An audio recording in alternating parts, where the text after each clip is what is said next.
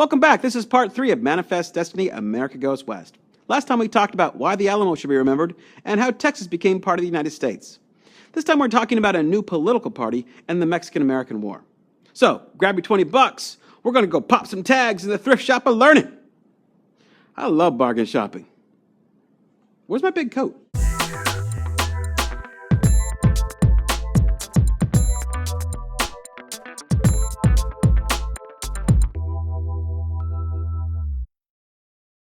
Well, when we last left off, we were talking about Texas becoming part of the U.S. and how that led to all-out war with Mexico. Let's take a look at this war with our new interactive map feature.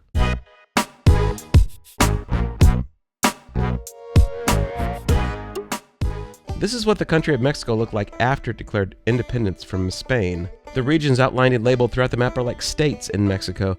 Notice that Texas is shaped much differently than it is today. I must have been going through an awkward phase. Here is how the U.S. saw the border of the Texas territory at that time. So obviously there was a disagreement between the U.S. and Mexico as to where Texas started and stopped. If you look here, you see the old border of the Texas-Mexican state is the Nueces River. However, when you look at where Texas and America saw the borders, they claimed all the way up to the Rio Grande. After accepting Texas into the U.S., the American army began defending its southern border. After the Mexican army crossed the Rio Grande, the U.S. took it as an attack, and both sides engaged in a firefight. After the fight, Congress declared war on Mexico, and the U.S. went right into action.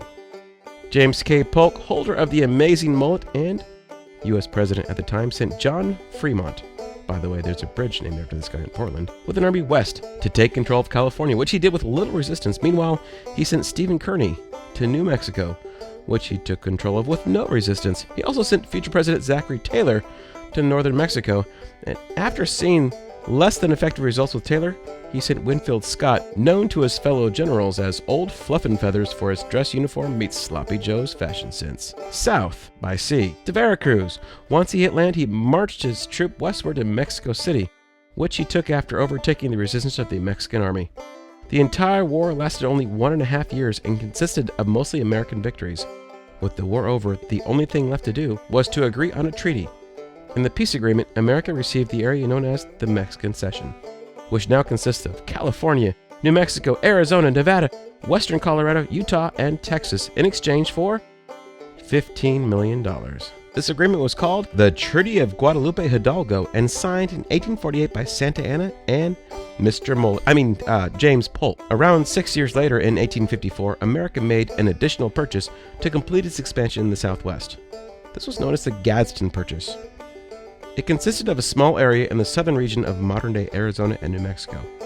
This area was needed by America to complete a southern railroad line. The final price for the area, $10 million, a lot less land for just a little bit less money than the Mexican Cession.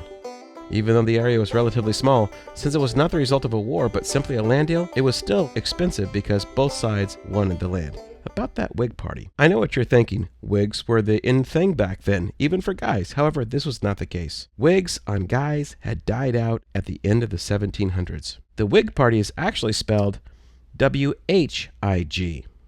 So we're talking about something different than what you wear. Actually, it's a group with traditions back to the days of kings and queens. The Whigs were always known as a group that tried to fight the power of the king and oppose all tyrants. They would have had a blast with Assassin's Creed DLC.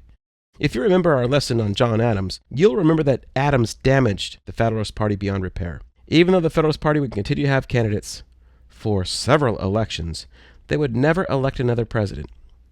In addition, the major issues of the day had completely changed. The Whig Party emerged as a platform that was in favor of Congress having power over the president. Modernization, which meant canals, roads, and railroads, and economic protectionism, which meant placing tariffs on foreign goods to make domestic goods cheaper. This would be like placing a tax on Hondas to make prices on Fords more competitive. Eventually, the Whig Party would be split over whether slavery should be allowed in the Western Territories. The Whig Party nominated President Zachary Taylor, and their most famous member was Abraham Lincoln, who helped run the party in Illinois. The issue of slavery would later bring about the rise of the Republican Party, which would elect Abraham Lincoln to the presidency. The Whig Party did not last a long time, but did play a role for a time in opposing the power of the presidency and keeping Democrats accountable for their actions. So what? After watching this video, you should be able to answer the following questions. What happened during the Mexican-American War, and what was its outcome? Why did America make the Gadsden Purchase? And finally, what did the Whig Party stand for, and what caused it to fail? If you know those things, then you'll learn what you needed to learn. Stay tuned next time when we talk about which state was named after a typo on a map.